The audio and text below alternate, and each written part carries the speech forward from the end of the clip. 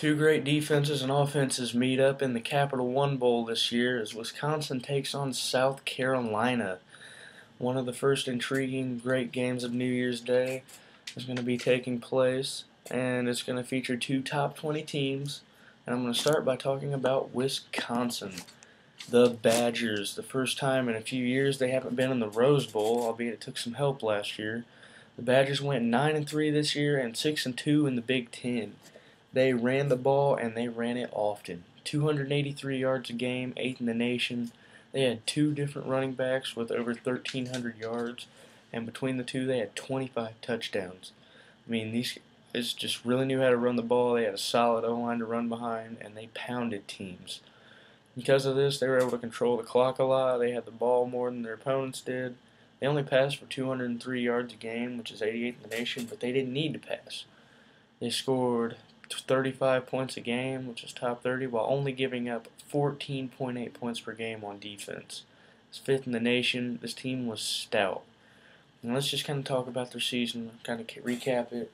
They won two easy wins over Massachusetts and Tennessee Tech to start the year, both blowouts and shutouts. And then they went to Arizona State, and they kind of got screwed. The refs made a blown call. It kept them from being able to attempt a game-winning field goal, and they lost 32-30.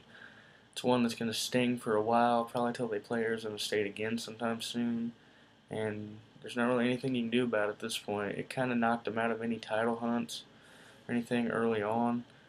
But in Big Ten play, they still stood a chance. They beat Purdue 41-10 and played Ohio State at Ohio State for what would kind of be considered the inside track on that side of the Big Ten. And Ohio State was able to survive them 31-24 in a close one.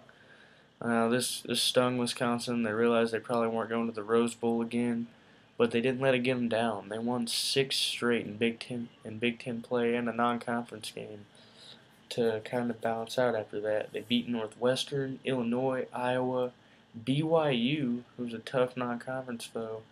They thrashed Indiana 51-3. And that was a high-octane IU offense. And they were able to survive then 25th ranked Minnesota 20-7 in a tough defensive game. Only in their last game of the year did they falter, losing 31-24 to Penn State. This team is tough as always. They were wanting some roses again this year, but they can live with the season they had for sure. A good win here would really cap off their season well with their new head coach, and I think that's what they're going to really shoot for by ground pounding that ball.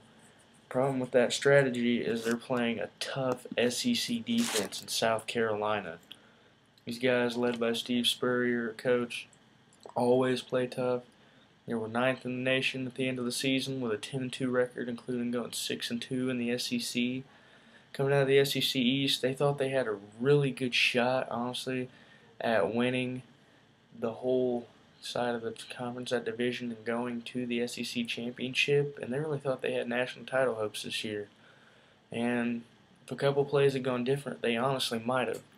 They started off the year with a 27-10 victory over North Carolina before playing at Georgia in the second week of the season. Georgia coming off that loss to Clemson, everybody thought they'd be down.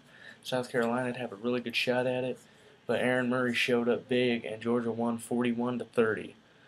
Now, South Carolina, instead of getting down on that, used this motivation and rattled off some big wins. They won 35-25 over Vanderbilt. They won 28-25 at Central Florida, who ended up being the surprise team in the American, and that was their only loss on the year. Central Florida actually won the American and was in another bowl game on New Year's Day, their first ever BCS Bowl. They beat Kentucky easily. They beat Arkansas easily, and then they went to Tennessee.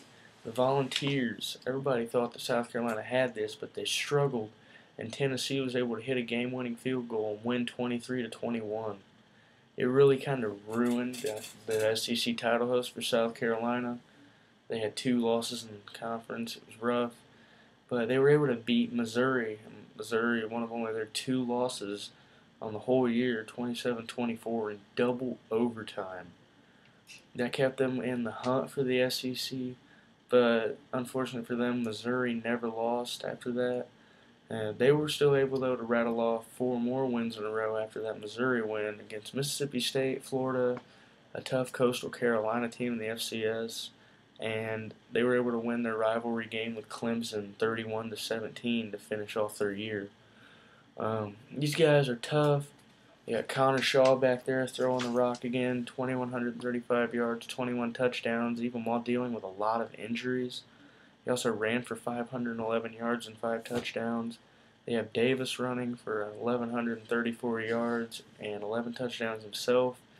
They're going to look to run the ball. They kind of even it out. They pass a lot too. They had 205 yards a game running and 248 passing, both top 50. They scored 34 points a game, 31st in the nation, while giving up only 20, which is 13th. That going into it means both teams in this game have strong defenses. Both teams have amazing D-lines. South Carolina has Jadeveon Clowney, who's obviously kind of the talk of college football defensively, even though he struggled at times being double-teamed. This is going to be a nail-biter. I think it's going to be very close all the way through. They're both really tough teams that don't go down easy. And honestly, I think it's going to come down to the fourth quarter and the last 5 minutes even. But I think that South Carolina is going to pull this game off. I think, honestly, they're going to be down late probably. I'm going to say they're probably going to be down 21-17, and I think Connor Shaw is going to engineer a drive and get him in the end zone in the final 3 minutes or so. And I honestly think South Carolina's going to pull this game out by a score of about 24-21 in a tough defensive battle. Either way, tune in and enjoy this one. It's going to be a nice slobber knocker, hard hitting between two great teams. It's going to be fun to watch, so enjoy it. Happy New Year, and have a good one, guys.